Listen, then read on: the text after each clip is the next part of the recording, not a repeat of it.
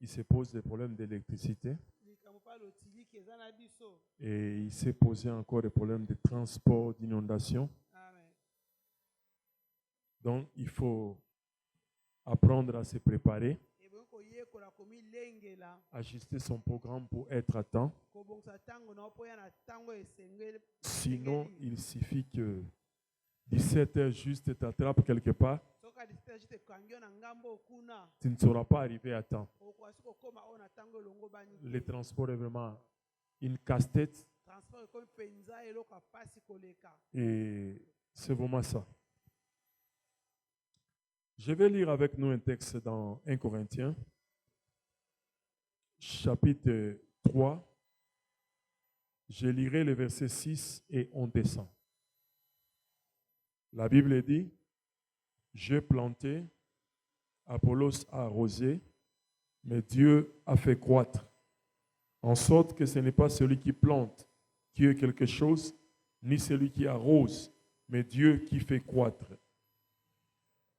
Celui qui plante et celui qui arrose sont égaux. Chacun recevra sa propre récompense selon son propre travail. Car nous sommes ouvriers avec Dieu. Vous êtes les champs de Dieu, l'édifice de Dieu. Amen. Amen. Paul est en train d'expliquer quelque chose vraiment d'important dans ce texte.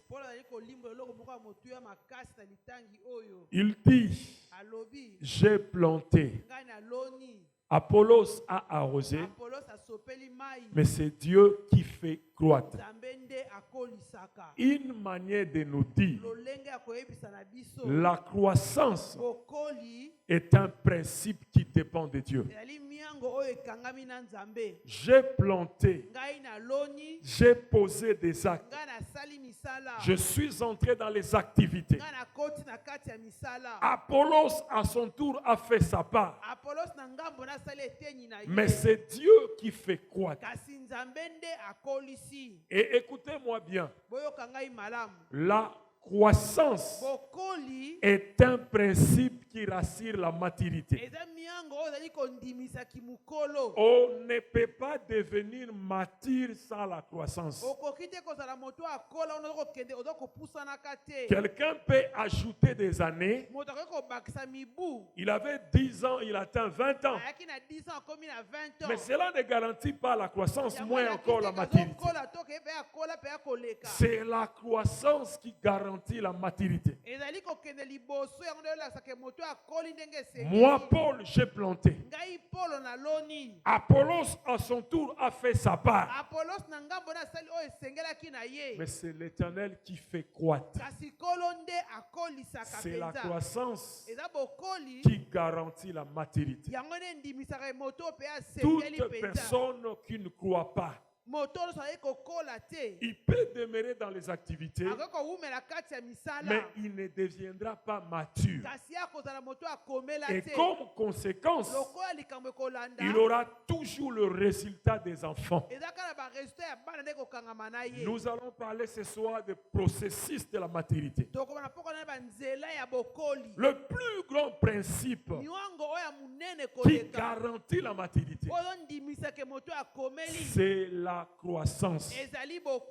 Quitter un niveau, aller vers un autre niveau. Et cela est systématique. Délibéré, fait en ordre. Pas des activités vaille que vaille. Il y a 15, 20, 30 ans, tu verras quelqu'un qui priait. Et après un temps, il ne prie plus. Oh, il devient quelqu'un de l'église de Noir. Il tourne en rond. Le vrai problème, il était dans les activités, mais il n'était pas dans un processus. J'ai planté, poser des actes justes, faire ce qu'il faut. Philippiens 1:6 dit, celui qui a commencé en vous cette bonne œuvre la rendra parfaite pour le jour du Seigneur. Qu'est-ce qui s'était passé? Paul avait prêché chez les Philippiens. Après son voyage, 19 ans après, Le Philippien continue à lui envoyer des offrandes pour soutenir la mission. Pour soutenir sa mission, pour soutenir l'évangélisation. Et à la fin, il dit, mon Dieu pourvoira à vos besoins selon sa richesse. Et ici, il dit, c'est lui qui a commencé en vous cette bonne œuvre, la rendra parfaite pour le jour du Seigneur.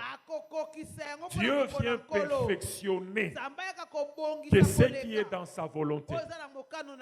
Ce que nous posons comme acte n'est pas juste déjà dès le départ.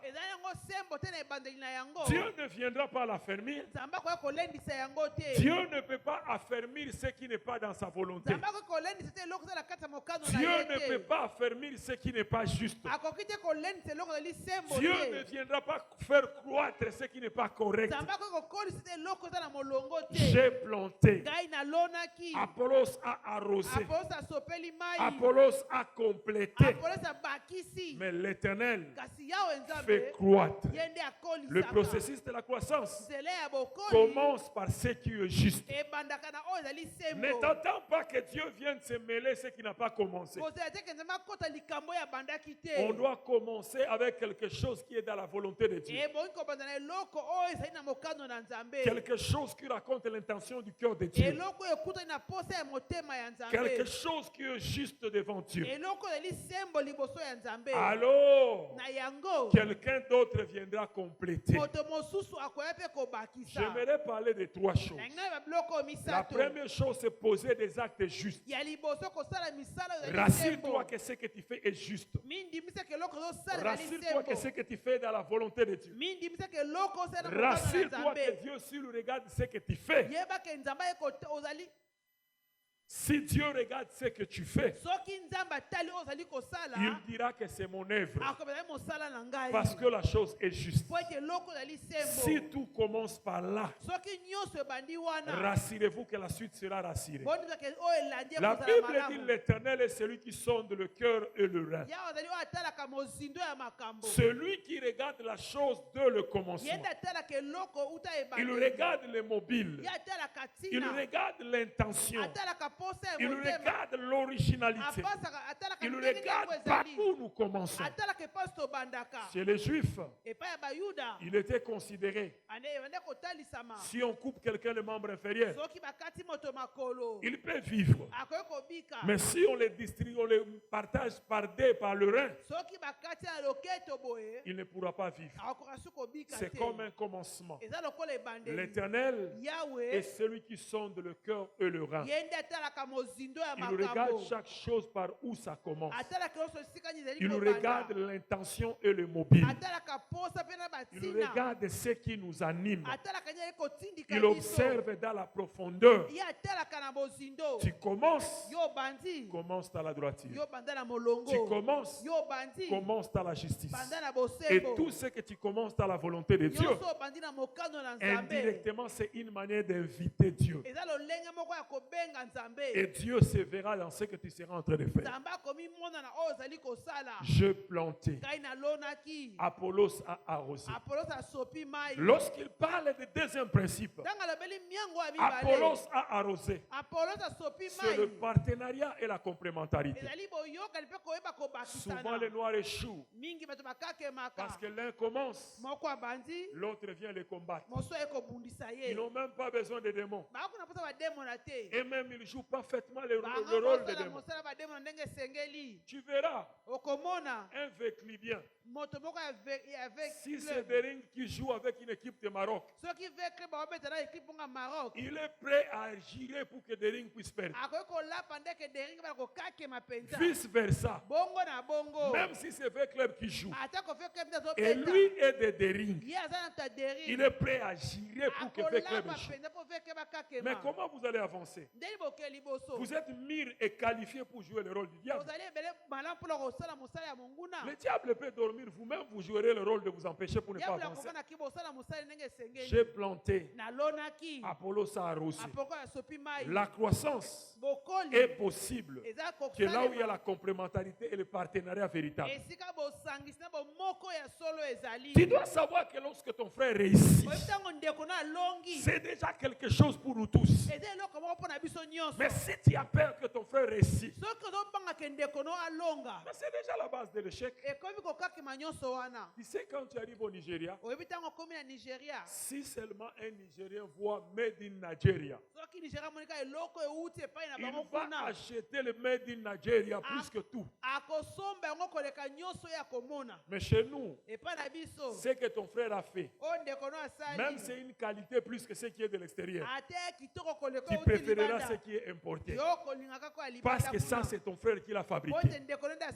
J'aimerais dire à quelqu'un, et comprenez-moi très bien, la complémentarité est un signe de la maturité. Là où les gens ne se complètent pas, frère, oh, l'échec est inévitable. Les gens vont se combattre eux-mêmes. La Bible dit, un royaume divisé ne pourra pas prospérer. Frère, écoutez-moi bien. Même si quelqu'un est vitacribien, j'accepterai qu'il puisse avoir une attitude opposée.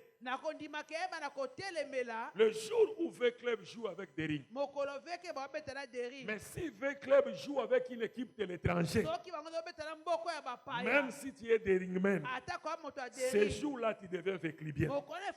C'est ça le signe de la maturité.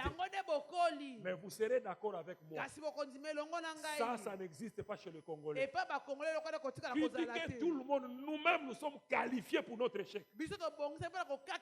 On est suffisamment qualifiés pour l'échec. Excusez-moi que je prenne des exemples terre à terre. Si quelqu'un soutient Fali, et ce jour-là c'est Ferre qui doit jouer, il est prêt à souhaiter même qu'il puisse pleuvoir. Même si c'est à l'étranger. Et nous rentrons à l'église, nous pleurons, Seigneur, tout ça la nini. Nous, on n'évolue pas. Mais vous estimez qu'une telle personne peut évoluer? Vous jouez pleinement le rôle qu'il faut pour qu'elle ne pas avancer. On n'a pas l'essence du sacré. On sait que ici, je dois lever Varese Nanga, Nazwa couleur Moussoussou pour l'avancement. Les Congolais ne connaissent pas ça. Est-ce que quelqu'un me comprend? Amen. Même là où on n'a pas besoin de prendre une certaine attitude, nous on prend toujours des attitudes comme ça. Mais on continue à prier. Dieu ne viendra pas faire ta part. La Bible dit dans Genèse 2, 4 à 5, il n'y avait pas encore de plantes. Parce que Dieu n'avait pas encore fait pleuvoir et l'homme n'avait pas encore planté. Lorsque nous parlons de planter, on fait allusion à la sémence qui est en toi. Quelle est la sémence que tu places à terre pour que la pluie tombe? Car la sémence elle est mauvaise, on n'aura pas autre chose. On aura ce qu'on a planté. Tu n'auras jamais une chose dont tu ne possèdes pas la sémence. Est-ce que quelqu'un m'attend très bien? Des fois nous prions beaucoup, mais nous tournons en rond. Notre attitude est suffisante pour qu'il y ait l'échec. Notre attitude est amplement suffisante pour l'échec. Nous sommes assez matures pour l'échec.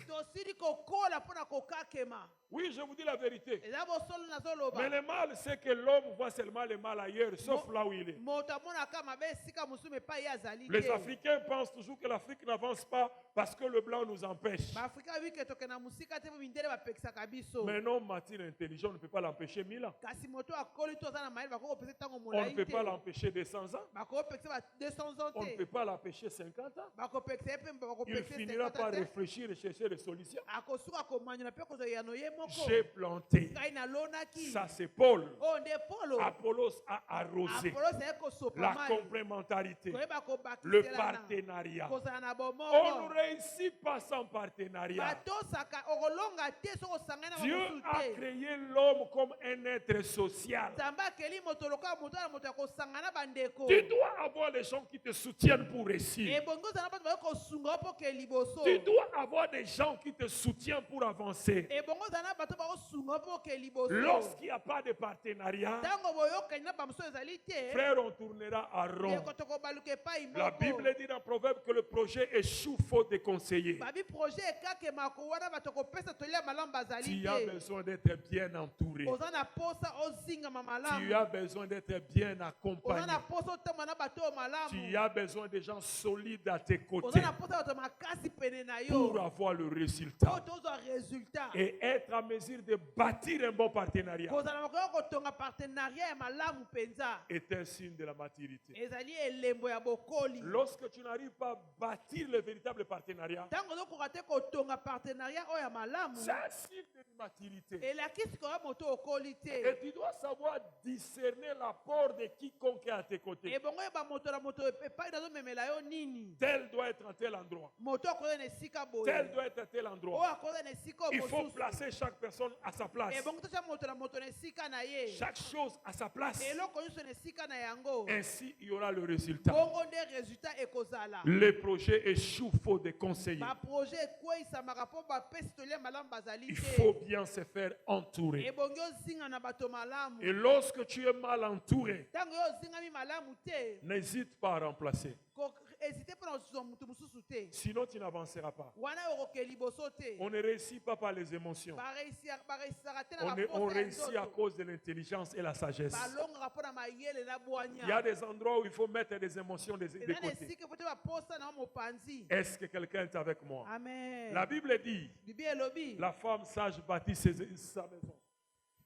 La Bible ne dit pas que la femme est motif. Bâtit sa maison. Non, les émotions ne bâtissent pas. Dieu n'est pas un Dieu émotionnel.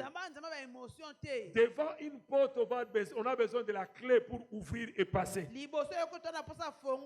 On n'a pas besoin de prier, on n'a pas besoin de crier, on n'a pas besoin de plaire.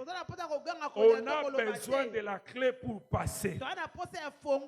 Voilà pourquoi un jour, Jésus a demandé à ses disciples, qu'est-ce que les gens disent que je suis?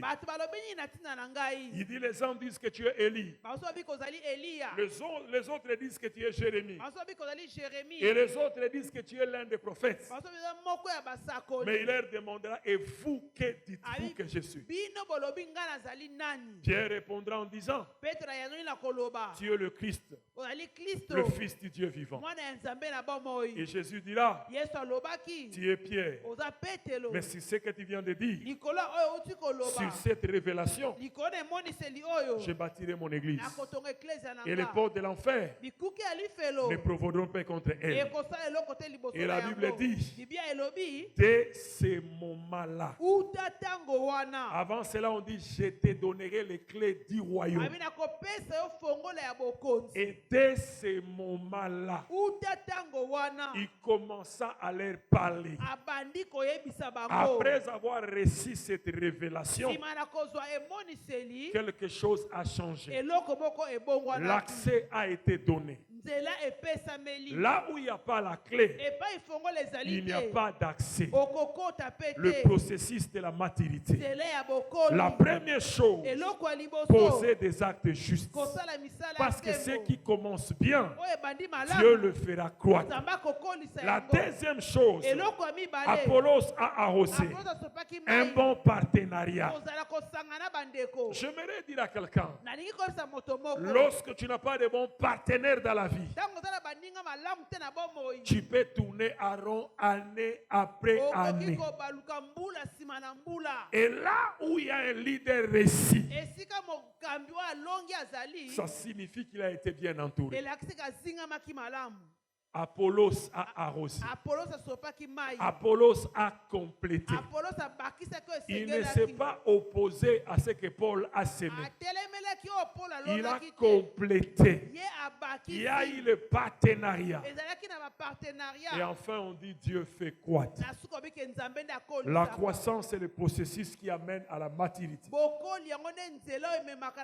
La croissance est le processus qui garantit la maturité.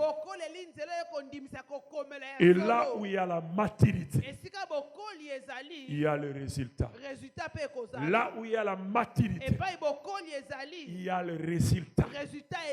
On verra quelque chose. Écoutez-moi bien. Écoute avec attention. Tu ne posséderas jamais dans ta vie une chose dont tu n'as pas la sémence. Et le récolte est fonction de la sémence. Et lorsque vous avez la sémence, aujourd'hui, les gens préfèrent des cris, dormir par terre, aller prier dans la brousse. Quelle est la sémence que tu portes entre tes mains? La Bible dit dans le psaume que c'est lui qui porte la sémence en pleurant. Sache-le qu'un jour, il aura le résultat avec joie. Frère, là où il n'y a pas de sémence, il n'y a pas de résultat. La sémence est la loi qui garantit le résultat. Et chaque sémence mérite d'être sémée pour qu'il y ait le résultat. J'aimerais dire à quelqu'un, ça c'est une parenthèse que j'ouvre. Nous sommes en train de parler de cet enseignement à l'Internet. Dans notre groupe de prière qu'on a en ligne chaque 12 heures. Je vais dire à quelqu'un, dors même dans les caniveaux. Même 1000 jours en train de pleurer dans les caniveaux. Dieu ne gouverne pas la terre par les émotions. Dieu gouverne la terre par des lois et des principes. Et lorsque les principes de sa parole sont appliqués, il y aura le résultat. Voilà pourquoi je suis en train de te dire. Paul dit, j'ai planté. Apollos a arrosé. Et l'Éternel fait croître. La croissance, frère, garantit le résultat. Est-ce que tu es en train de croître? Point où tu es ce même frère il y a 6 ans. Dans ta compréhension, les choses ont changé. Ou tu tournes toujours dans la même chose. La Bible nous dit, au jour du bonheur, sois dans la joie. Au jour du malheur, réfléchis le pouvoir de la méditation. Lorsque ça ne va pas, ne pleure pas. Concentre-toi. Réfléchis. Pose-toi la question. Pourquoi ça n'a pas marché? Quel acte dois-je poser maintenant? Dieu viendra t'aider. Et les choses vont couler. Si quelqu'un est avec moi, nous disons Amen. Si on ferme cette porte avec nos deux cadenas, toi tu viens, tu plais le matin jusqu'à le soir, la porte ne va pas s'ouvrir. Ce qui te donnera l'accès, c'est la clé. La clé c'est quoi? La connaissance, le principe de la parole de Dieu. C'est ce qui va ouvrir n'importe quelle porte devant toi. J'ai semé, Apollos a arrosé, mais c'est l'Éternel qui fait croître. La croissance est de Dieu. Tu ne peux pas stagner toute la vie. L'intention du cœur de Dieu est que tu croisses, que tu montes et que tu ailles le plus loin possible. Ça te permettra d'être béni. J'ouvre une parenthèse ici. Tu sais, la sémence, c'est quoi? C'est un petit élément qui finit par devenir toute une vie. C'est un petit point qui finit par devenir toute une culture. C'est quelque chose que l'on possède et ça produit une autre. Ça peut être un comportement. Ça peut être une pensée. Ça peut être une attitude. Ça peut être quelque chose qui est en toi, qui est une église. Mais ça finit par produire le mal plus tard. Ou ça produit le bien. Ça s'appelle la sémence. Tu vas à l'école maternelle. Tu vois un enfant là qui a un drôle de comportement. Et des fois la monitrice dit, moi nous avons la sémence à Mabé. 22 ans après il devient Koulouna. Et tu te demandes pourquoi? Il a vu un élément qui montrait que l'enfant là n'a pas un comportement normal. Si ce n'est pas traité à temps, tôt ou tard, il n'y aura pas un bon résultat. Ça s'appelle la sémence. Tu ne peux pas produire une chose dont tu ne possèdes pas la sémence. La Bible dit dans Genèse, quand Dieu créait, il a voulu que dans chaque chose qu'il y ait une sémence pour garder la race et la continuité. Tu continueras à vivre qu'une chose dont tu possèdes la sémence. Veille et observe si tout ce qui est dans ta vie et tout ce qui se répète mérite une attention particulière. On ne prie pas en jouant avec la vie. Il faut réfléchir 10 000 fois. Amen. Amen. Est-ce que quelqu'un est avec moi? Amen. Oui. Il faut réfléchir. Ne joue pas avec ta vie. Le processus de la maturité. Il faut poser les actes justes. J'ai planté. La deuxième chose, Apollos a arrosé. J'ai appelé ça la complémentarité. Ne cherchez pas à bâtir avec des gens qui ne te complètent pas. Tu essayes de commencer, l'autre détruit tout. Lui commence, toi tu détruis tout. Et finalement, vous irez nulle part. C'est dans un livre, un auteur a dit. Il dit ceci. Il était navigateur. Il conduisait des bateaux, des navires. Il dit ceci. Pendant qu'ils attrapaient des crabes. Crabe, je ne sais pas comment on appelle ça en lingala. C'est comme un araignée, on mange ça. Il a des pinces comme ça. Nous les villageois, nous connaissons bien les pailles. Parce que quand on allait vers Kivu, on allait attraper des crabes. So moni lidusu moko wano chupa wanzete na mpanzi so kaza na kati ya bangi ya bini okangie so okangie mabaka kati omusapi parce qu'il a des pinces. Et les crabes, ces blancs-là dit ceci. Dans l'océan, ils attrapaient des crabes en grande quantité. Mais qu'est-ce qu'il a remarqué? Tous les crabes qu'il a attrapés du côté de l'Europe. Si tu attrapes des crabes du côté de l'Europe, tu le mets dans un récipient. Tu essayes de rêver. Ils vont tous sortir et fuir. Tu ne retrouveras même pas un seul. Mais si tu rattrapes des crabes du côté de l'Afrique, tu peux même dormir. Et tu viens le matin, tu trouveras tous les crabes. Il a commencé à observer. Les crabes qu'il a attrapés à l'Afrique, même s'ils sont 1000, si l'un veut sortir, les autres l'attrapent, ils les tirent vers le bas. Et eux-mêmes assurer la sécurité. Mais si c'est du côté de l'Europe, ils vont tous sortir et fuir. Et il a dit, effectivement, c'est la mentalité qu'il a constatée chez les Africains. Un Africain peut venir partager les malheurs avec toi. Le jour où tu réussis, il devient ton ennemi. Vous ne vous êtes pas chamaillé. Vous ne vous êtes pas battu. Quand il est en train de tourner à rond, vous êtes de bons amis. Il vient avec de fausses consolations. Que Dieu te garde. Que Dieu te soutienne. Pouf! Tu as eu un marché de 3 millions de dollars. Il change l'attitude.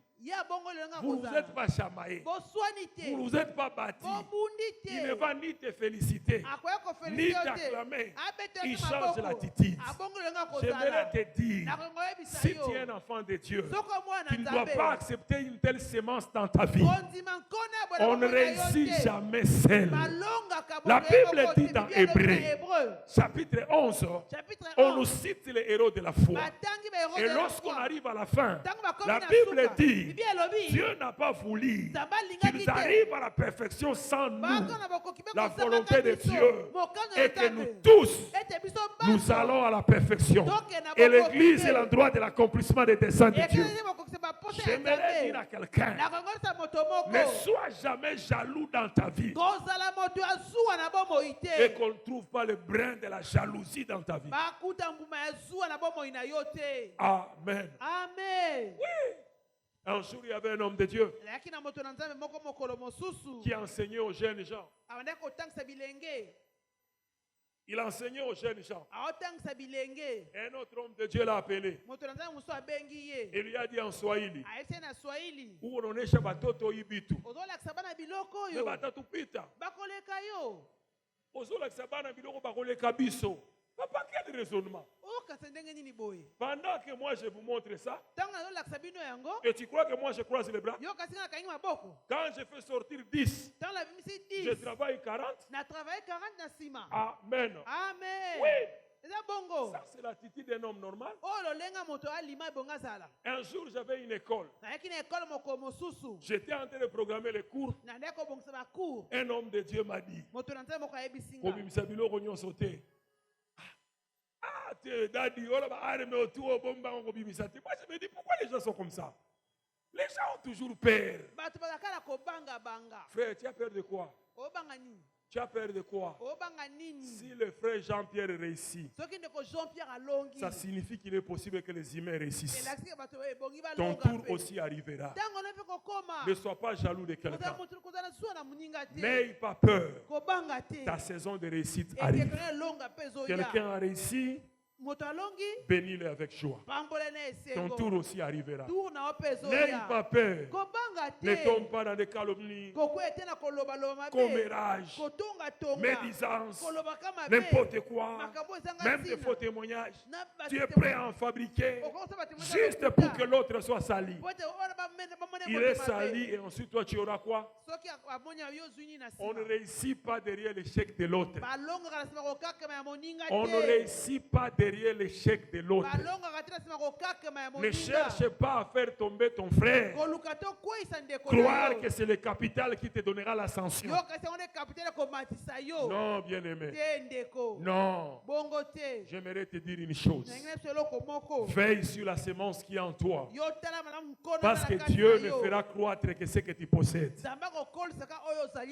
Et tu n'auras jamais une chose dont tu n'as pas la sémence. Le présent d'un homme lui élargit les portes et lui donne l'accès auprès des grands. Je vais paraphraser en disant, la sémence d'un homme lui élargit les portes et lui donne l'accès auprès des grands. Garde ce que tu as. Entretiens ce que tu as. Prépare ce que tu as. Et tu iras le plus loin possible. J'aime souvent le répéter. Aucun homme n'est né grand. Il y a une seule personne qui est mukolo, c'est Adam. Adam n'était pas un petit garçon, c'était un adulte. Mais nous savons où est-ce qu'il a fini. Parce qu'en réalité, la grandeur pour Dieu est un processus. Amen. Ce n'est pas une surprise. Il est venu grand, à la fin il a échoué. Christ est grand qu'il était, il est né comme un enfant pour nous montrer que la grandeur est un processus. Et nous savons où est-ce que Jésus a fini. J'aimerais dire à quelqu'un, n'aie pas peur. Il n'y a rien qui commence petit qui ne peut devenir grand. Commence et Dieu te bénira. Commence même avec $20. Il t'amènera jusqu'à $1000. $2000. $10,000. Laissez le fainéant dire que tu as des fétiches. Et quand ils te disent que tu as des fétiches, toi aussi accepte. Alors,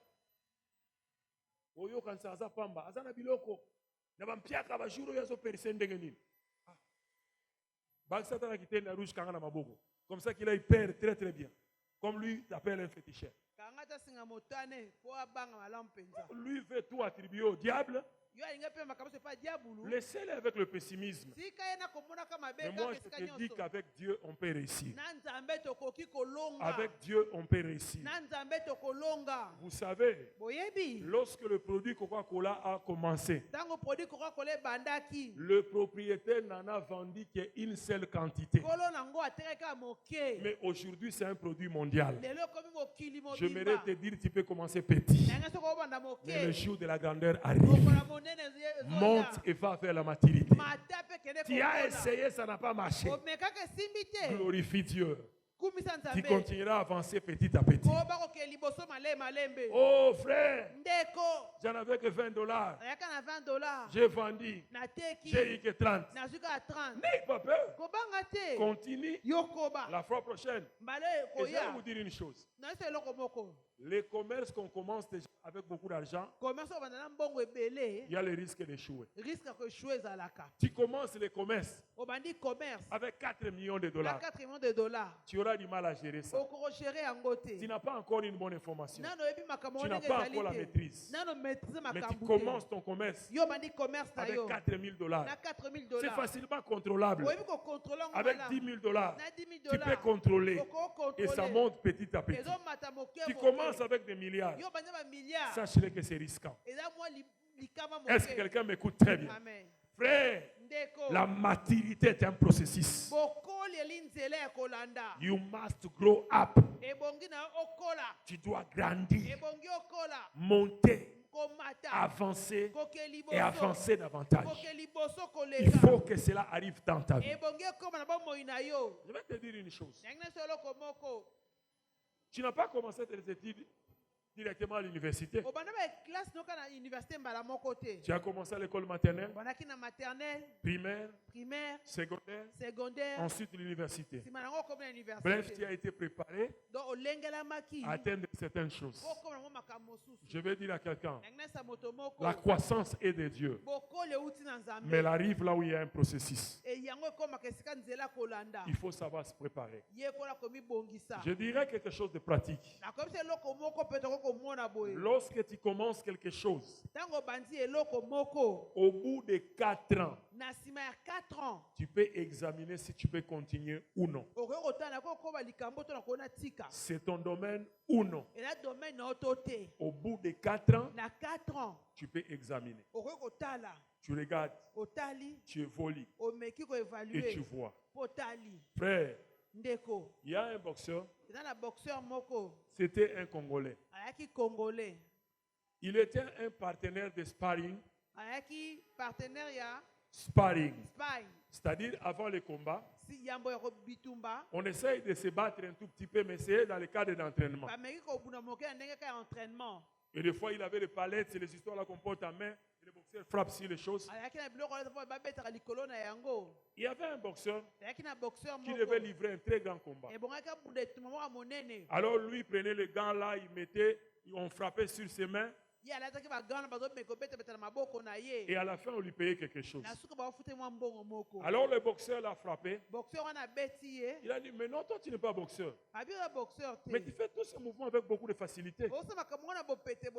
Alors il dit, ça signifie que tu peux être aussi un bon boxeur. L'entraîneur a pris le Congolais là. Il a mis sur le ring. Il a commencé à l'entraîner. Et le garçon là a commencé à boxer mieux même que le plus grand boxeur là. Il a commencé à gagner l'argent. Il gagnait beaucoup d'argent. Et aujourd'hui, il a vraiment des moyens. Alors, il y a eu un camp d'entraînement qui s'est passé aux États-Unis. Presque le grand boxeur du monde était venu.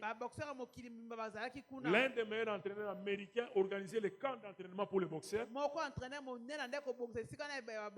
pour les enseigner des techniques. Mais il dit dans les camps d'entraînement là, ils ne mangeaient pas bien. Ils étaient là. On te donne juste le minimum. C'était trop dur. C'était un endroit où ils travaillaient comme des robots. Il était avec des boxeurs russes, les Ukrainiens, de plusieurs pays.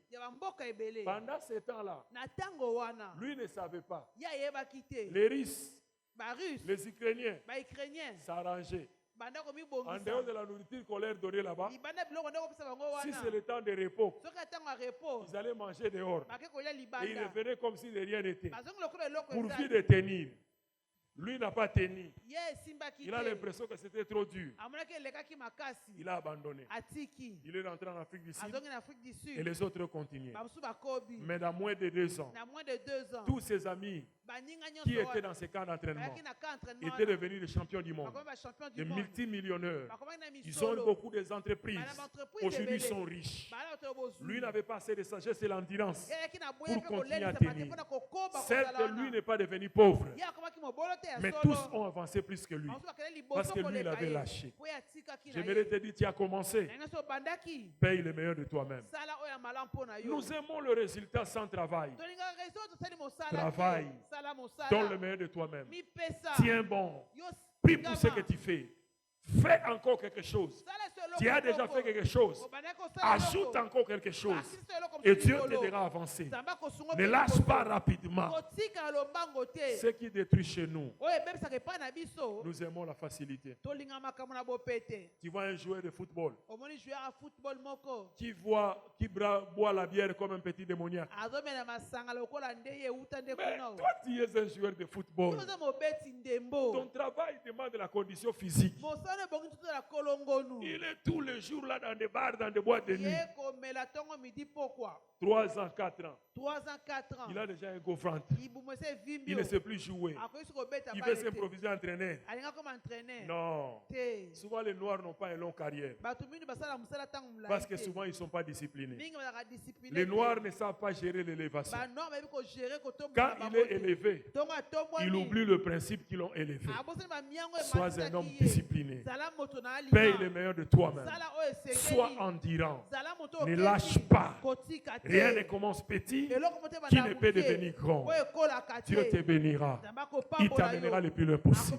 Le processus de la maturité. Dieu rendra mature ce que tu as commencé. Et toi-même, parce que tu as commencé avec lui, et tu tiens bon. Tiens bon. Oui, je vous dis la vérité. Vous savez, 90% des gens qui sont grands ne sont pas des fils de grands hommes.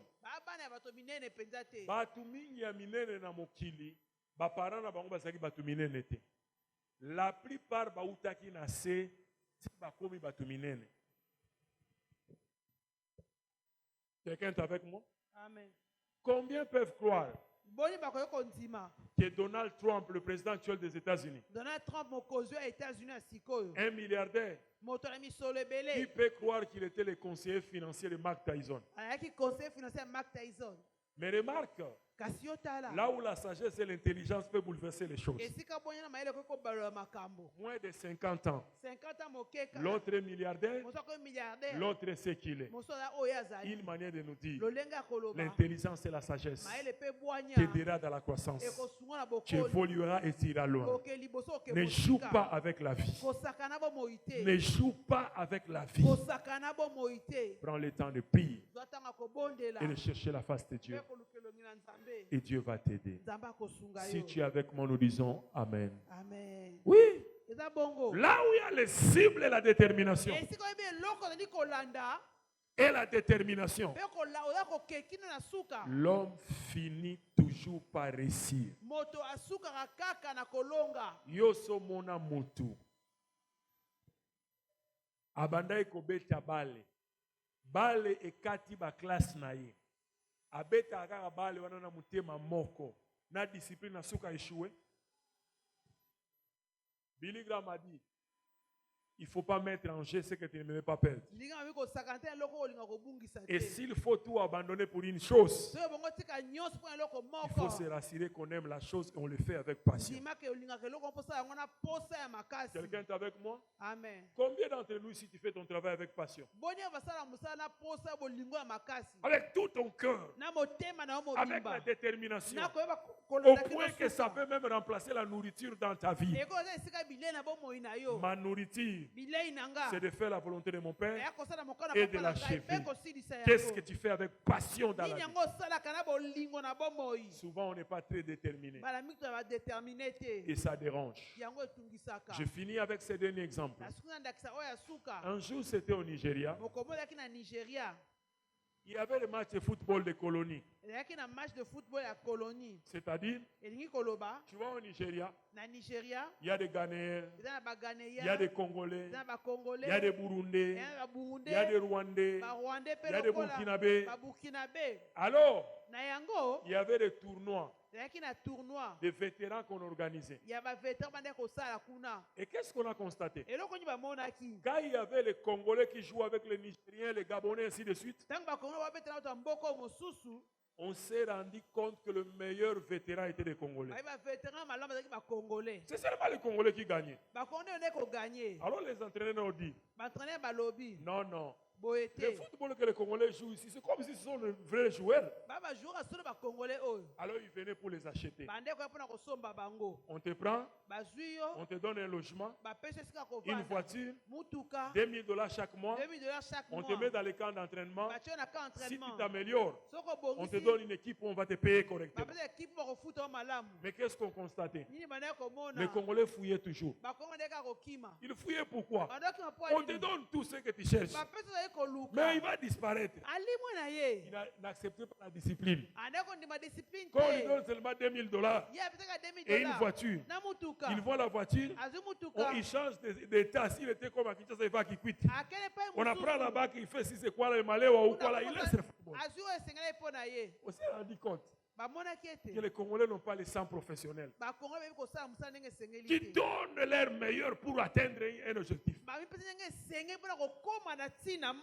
vais te dire une chose.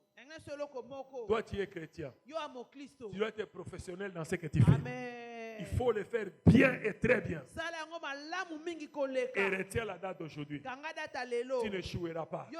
Et tu ne regretteras pas ton temps. Même si tu fais une petite chose, fais-le comme si tu le fais pour Dieu. Fais-le très bien. Et Dieu t'arrosera. Dieu te bénira. La Bible dit dans Ecclésiaste, le matin sème, le soir ne croise pas les bras. Et tu ne sais pas qu'est-ce qui produira. Dieu finira par te bénir. Je vais finir avec ce principe d'Ecclésiaste. Ça signifie quoi? Lorsqu'on dit le matin sème, ça symbolise ce que tu fais comme emploi, comme travail, comme ton travail de la vie. Le soir, entreprends encore quelque chose. Au-delà du travail normal, entreprends quelque chose à côté. Vous savez pourquoi nous on devient difficilement riches? Quand l'État te paye 1 500 000 francs congolais, tu as l'impression que le monde entier t'appartient. Millionnaire. Allez, comme le roi Saint-Traité est là, tout le monde doit savoir. Ça, c'est un Congolais naturel. Même seulement avec 3 millions de francs. 3 millions de francs, francs. M'appelle comme centre. Personne ne peut lui conseiller. Je suis arrivé au Nigeria et il s'est moqué de nous. Et il nous disait quoi? Moi, travailler chez l'État. Il va me donner quoi?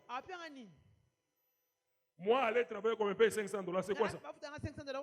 Et il disait, Neva, Jamais. Never.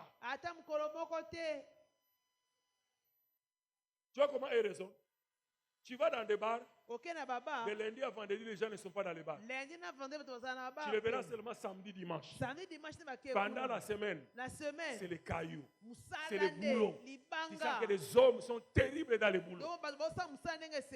Chez nous, on te paye seulement 900 000 francs congolais. Centre. C'est fini. Ma paye comme centre, quelqu'un ne pourra plus te conseiller. Non, frère. Non. J'atterris en te disant l'État ne peut pas te rendre riche. Il faut savoir entreprendre. Les matins sèment. Après l'emploi, ne croise pas les bras. Tu as un emploi. À côté de cet emploi, ajoute un travail dans l'entrepreneuriat. Et Dieu te bénira, te rendra riche. Tu monteras et tu avanceras. La vie n'est pas facile. Mais Dieu sait qu'il nous a donné la sagesse et l'intelligence. Utilise ça pour réussir. Et Dieu t'amènera le plus loin possible. Si tu es avec moi, nous disons Amen. Ma question est, tu quittes le boulot à 16h ou à 17h. Et ma question est, qu'est-ce que tu ferais après 17h dans la vie?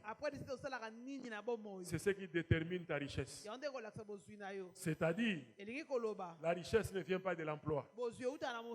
Quand on t'engage quelque part, c'est très difficile que quelqu'un te donne $20, $10,000, $15,000. C'est très difficile. Mais lorsque tu entreprends, ça peut t'amener le plus loin possible. J'aimerais que tu changes ta manière de voir les choses. Le monde n'a pas changé. Une génération s'en va, une autre vient, mais la terre reste la même. Autant que Dieu a béni, le même principe te béniront. Que mon Dieu vous bénisse. Au nom de Jésus-Christ. Amen.